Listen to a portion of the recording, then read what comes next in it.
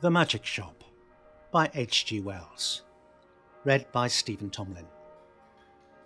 I had seen the magic shop from afar several times. I'd passed it once or twice. A shop window of alluring little objects. Magic balls, magic hens, wonderful cones, ventriloquist dolls. The material of the basket trick.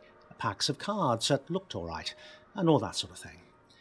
But never had I thought of going in until one day, almost without warning, Jip hauled me by my finger right up to the window, and so conducted himself that there was nothing for it but to take him in. I had not thought the place was there, to tell the truth. A modest-sized frontage in Regent Street, between the picture shop and the place where the chicks run about, just out of patent incubators. But there it was, sure enough. I had fancied it was down nearer the circus, or round the corner in Oxford Street, or even in Holborn. Always over the way, and a little inaccessible it had been, something of the mirage in its position. But here it was, now, quite indisputably, and the fat end of Jip's pointing finger made a noise upon the glass. "If I was rich," said Jip, dabbing a finger at the disappearing egg, "I'd buy myself that, and that," which was the crying baby, very human, "and that," which was a mystery, and called, so a neat card asserted, "Buy one and astonish your friends." "Anything," said Jip, "will disappear under one of those cones. I've read about it in a book. And there, Dada, is the vanishing halfpenny. Only they put it this way up, so we can't see how it's done."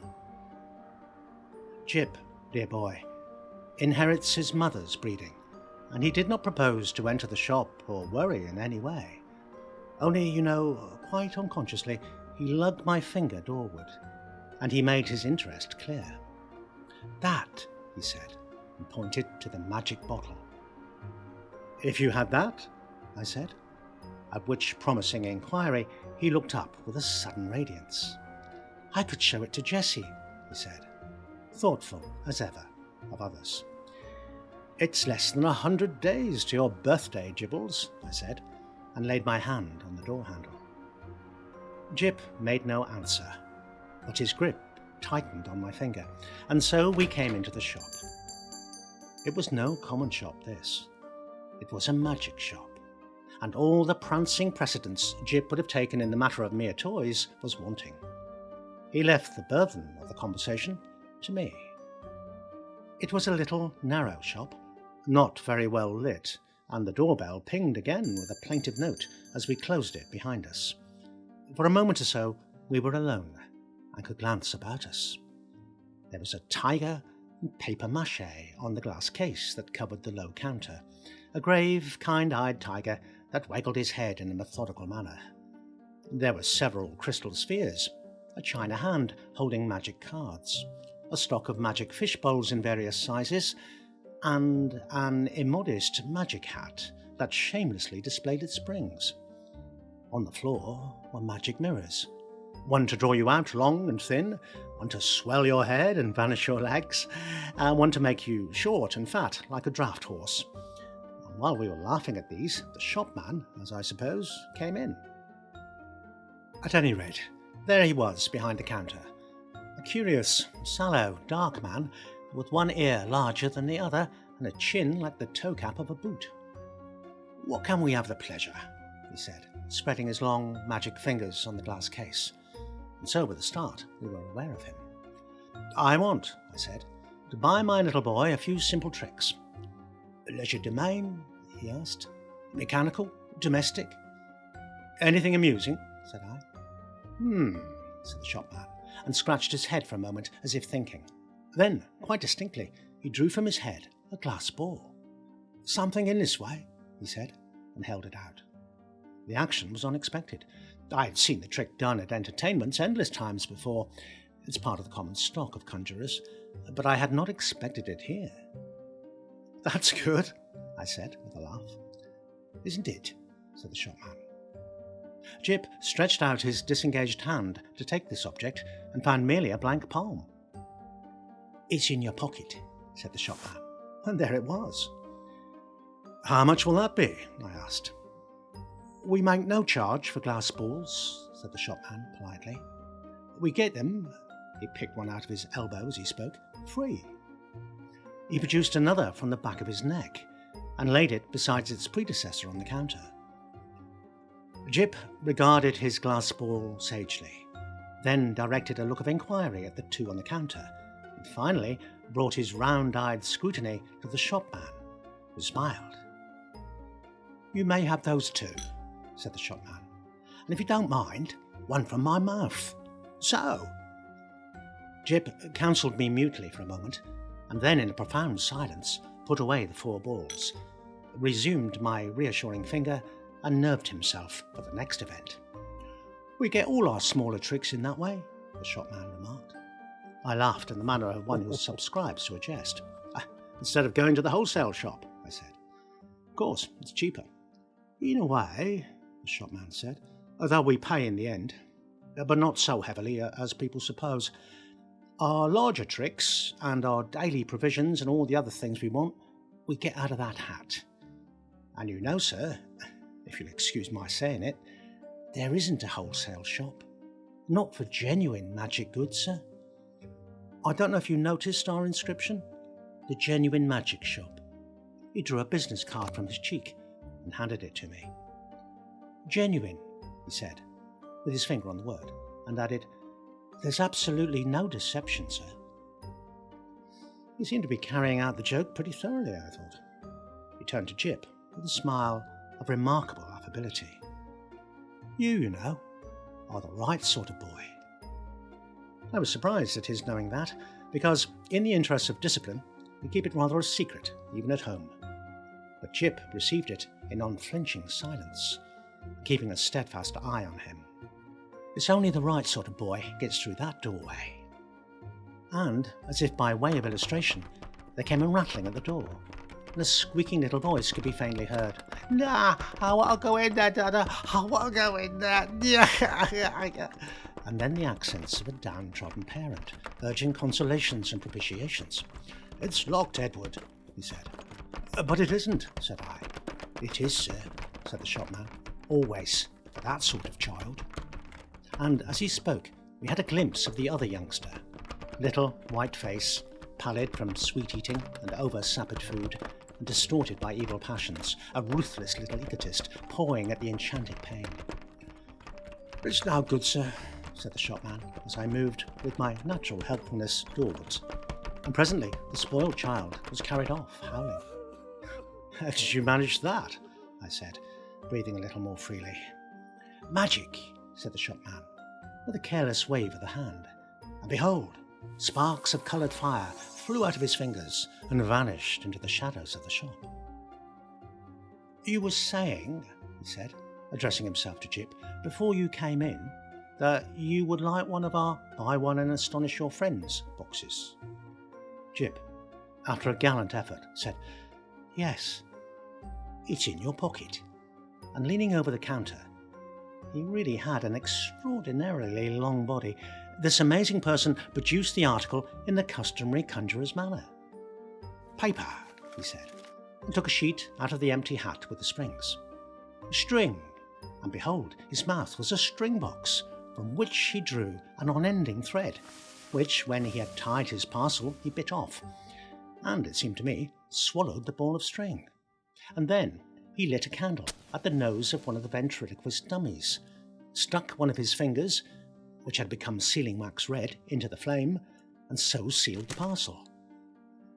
Then there was a disappearing egg, he remarked, and produced one from within my coat breast and packed it, and also the crying baby, very human. I handed each parcel to Jip, as it was ready, and he clasped them to his chest. He said very little, but his eyes were eloquent. The clutch of his arms was eloquent. He was the playground of unspeakable emotions. These, you know, were real magics. Then, with a start, I discovered something moving about in my hat, something soft and jumpy.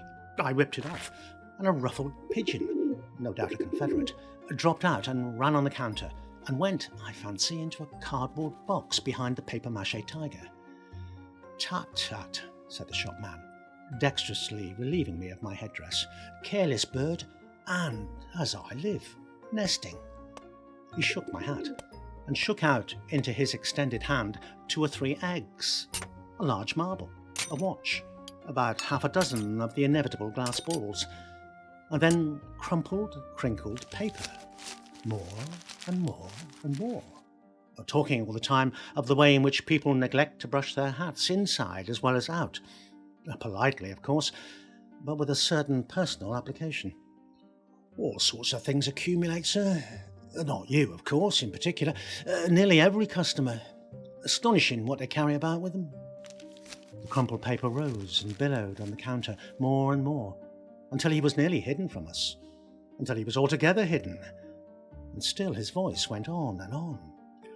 We none of us know what the fair semblance of a human being may conceal, sir. Are we all then no better than brushed exteriors, whited sepulchres? His voice stopped. Exactly like when you hit a neighbour's gramophone with a well-aimed brick, the same instant silence, and the rustle of the paper stopped, and everything was still. Have you done with my hat? I said, after an interval. There was no answer. I stared at Jip, and Jip stared at me, and there were our distortions in the magic mirrors, looking very rum and grave and quiet. I think we'll go now, I said.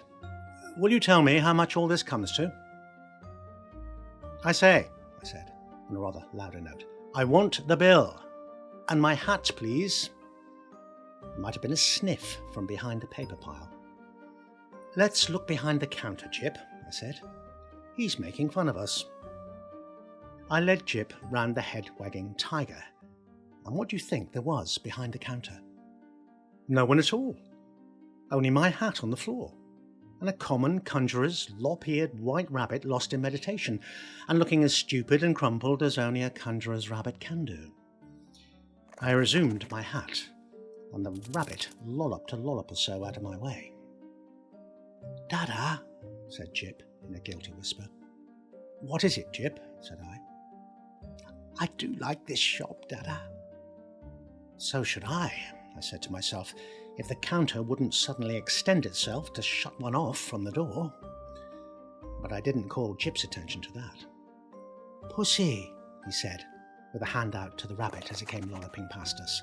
Pussy, do Jip a magic. And his eyes followed it as it squeezed through a door I had certainly not remarked a moment before.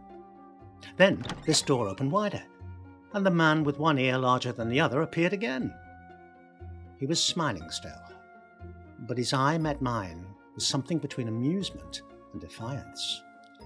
You like to see our showroom, sir, he said, with an innocent suavity. Jip tugged my finger forward.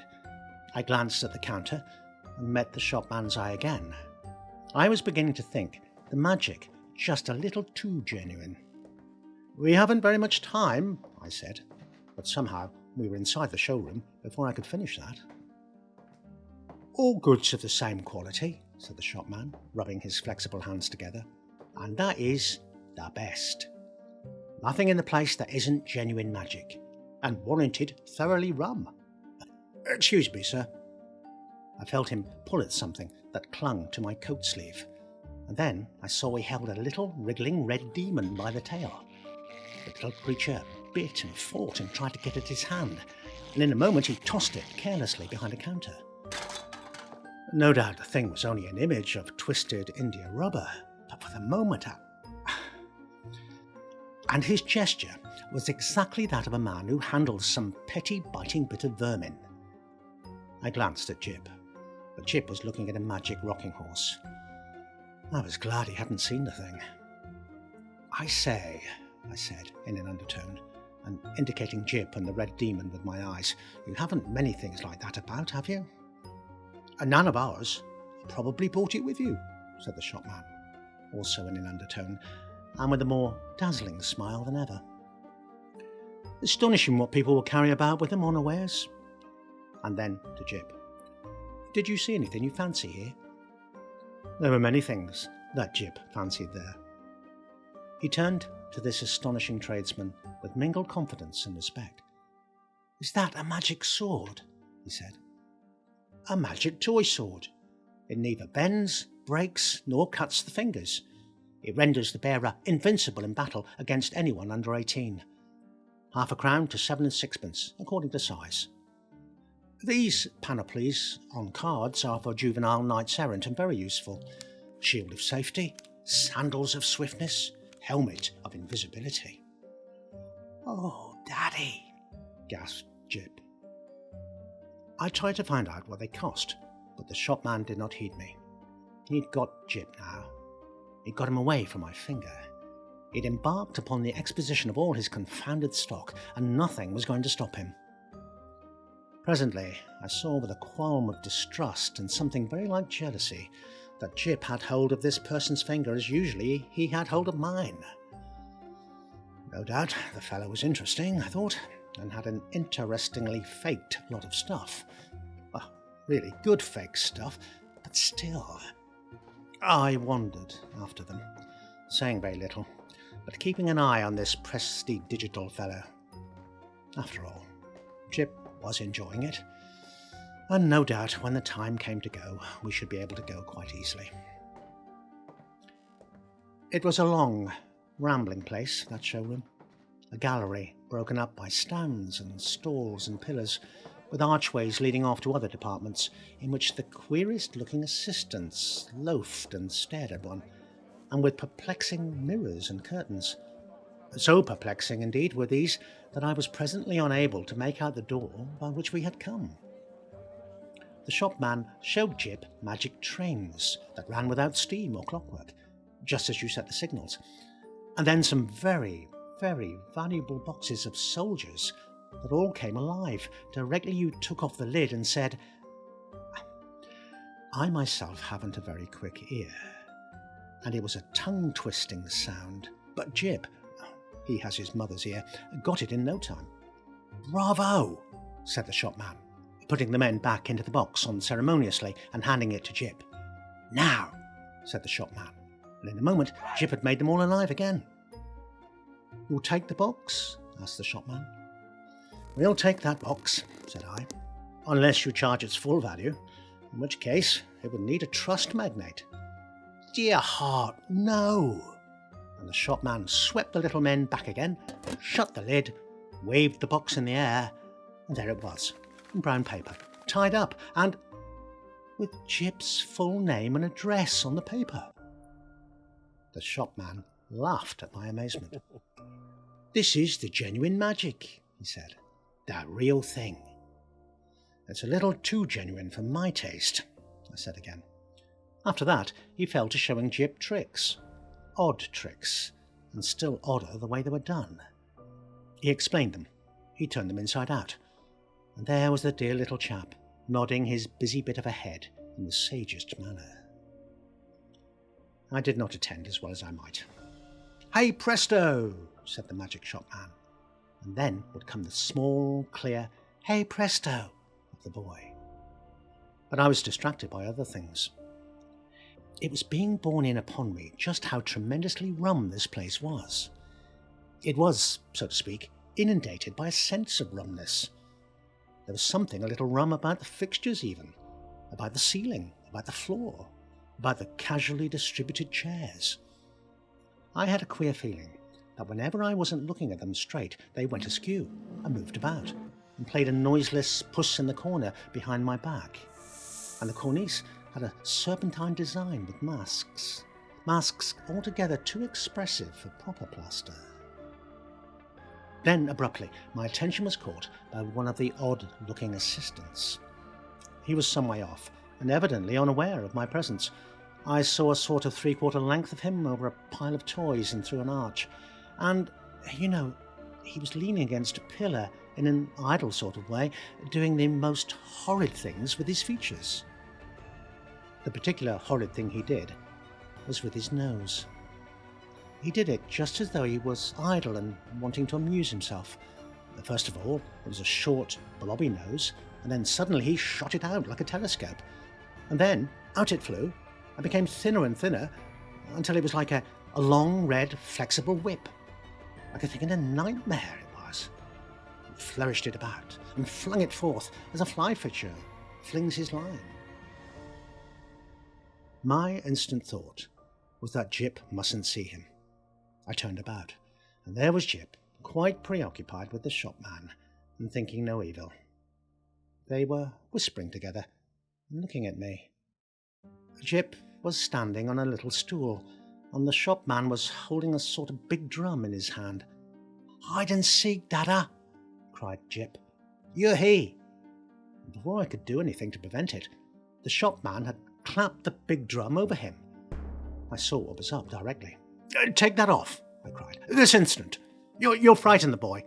Take it off!" The shopman with the unequal ears did so without a word, and held the big cylinder towards me to show its emptiness, and the little stool was vacant.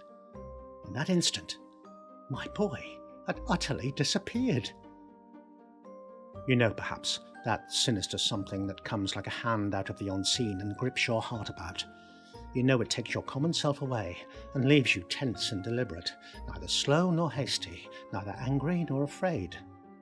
So it was with me. I came up to this grinning shopman and kicked his stool aside. "Stop this folly," I said. "Where is my boy?" "You see," he said, still displaying the drum's interior, "there is no deception." I put out my hand to grip him, and he eluded me by a dexterous movement. I snatched again, and he turned from me and pushed open a door to escape. "Stop," I said, and he laughed, receding. I leapt after him into utter darkness. "Thud! Lord bless my heart! I didn't see you coming, sir." I was in Regent Street, and I'd collided with a decent-looking working man. And a yard away, perhaps, and looking a little perplexed with himself, was Jip. There was some sort of apology, and then Jip had turned and come to me with a bright little smile, as though for a moment he had missed me. And he was carrying 4 parcels in his arm. He secured immediate possession of my finger. For the second, I was rather at a loss. I stared round to see the door of the magic shop, and behold, it was not there. There was no door, no shop, nothing. Only the common pilaster between the shop where they sell pictures and the window with the chicks. I did the only thing possible in that mental tumult. I walked straight to the curbstone and held up my umbrella for a cab. "Hansoms," said Jip in a note of culminating exultation. I helped him in, recalled my address with an effort, and got in also. Something unusual proclaimed itself in my tailcoat pocket, and I felt and discovered a glass ball. With a petulant expression, I flung it into the street. Jip said nothing. For a space, neither of us spoke. "Dada," said Jip at last, "that was a proper shop." I came round with that to the problem of just how the whole thing had seemed to him. He looked completely undamaged. So far, good. He was neither scared nor unhinged. He was simply tremendously satisfied with the afternoon's entertainment. And there in his arms were the 4 parcels. Confounded. What could be in them? I said. "Little boys can't go to shops like that every day." He received this with his usual stoicism, and for a moment I was sorry I was his father and not his mother, and so couldn't suddenly there, coram publico, in our hansom, kiss him. After all, I thought, the thing wasn't so very bad. But it was only when we opened the parcels that I really began to be reassured. 3 of them contained boxes of soldiers, quite ordinary lead soldiers, but of so good a quality as to make Jip altogether forget that originally these parcels had been magic tricks of the only genuine sort. And the 4th contained a kitten, a little living white kitten, in excellent health and appetite and temper. I saw this unpacking with a sort of provisional relief. I hung about in the nursery for quite an unconscionable time. That happened 6 months ago, and now I'm beginning to believe that it's all right. The kitten had only the magic naturalness to all kittens, and the soldiers seemed as steady a company as any colonel could desire. And Jip? The intelligent parent will understand that I have to go cautiously with Jip, but I went so far as this one day. I said, "How would you like your soldiers to come alive, Jip, and march about by themselves?" "Oh, mine do," said Jip. "I just have to say a word I know before I open the lid." "Then they march about alone?" "Oh, quite, Dada. I shouldn't like them if they didn't do that." I displayed no unbecoming surprise, and since then I've taken occasion to drop in upon him once or twice unannounced when the soldiers are about. But so far I've never discovered them performing in anything like a magical manner. It's so difficult to tell. There's also a question of finance.